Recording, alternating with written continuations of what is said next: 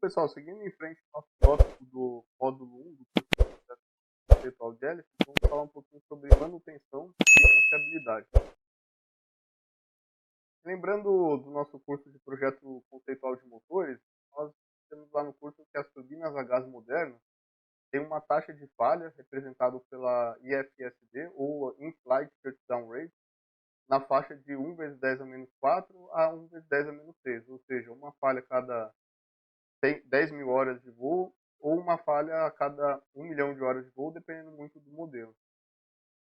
Nós temos aqui nessa tabela algumas análises da FAA que sugerem que o índice de confiabilidade de hélices é superior ao índice de confiabilidade de turbinas a gás, no sentido bom.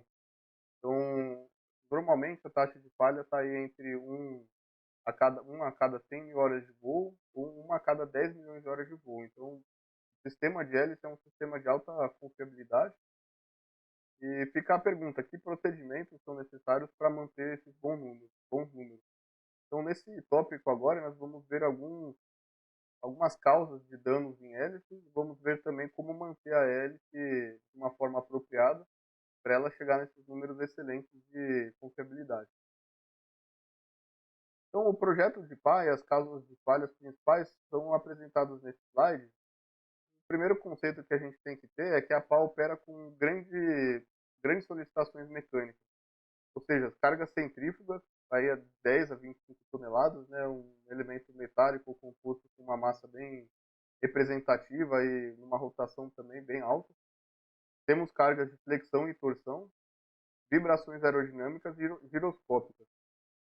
Além dessa grande gama de solicitações mecânicas, nós temos também muitos desafios operacionais, que nós vamos ver em breve mais detalhes, como corrosão, entalhes por FOD, que é o Foreign Object Damage, ou seja, pequenas pedrinhas, pássaros ou qualquer outros materiais sólidos que possam se chocar contra a nossa hélice, impactos no solo, impactos de raio, entre outros desafios operacionais. Né?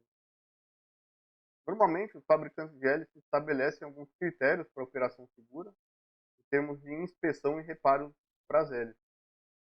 E um conceito bem importante é que a severidade dos danos vai determinar o tipo de reparo necessário. Então, muitas vezes nós temos alguns danos bem localizados que o próprio manual da hélice vai indicar quais são os reparos mais interessantes. E tem outro tipo de dano que vai levar a hélice já para o seu fim de vida, vamos dizer, vai para um overhaul, uma manutenção mais extensiva.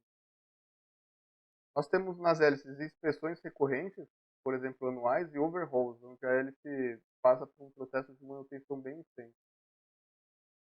E por fim, os reparos eles podem ser feitos em campo ou em centros de serviço, dependendo muito do escopo de reparo da hélice.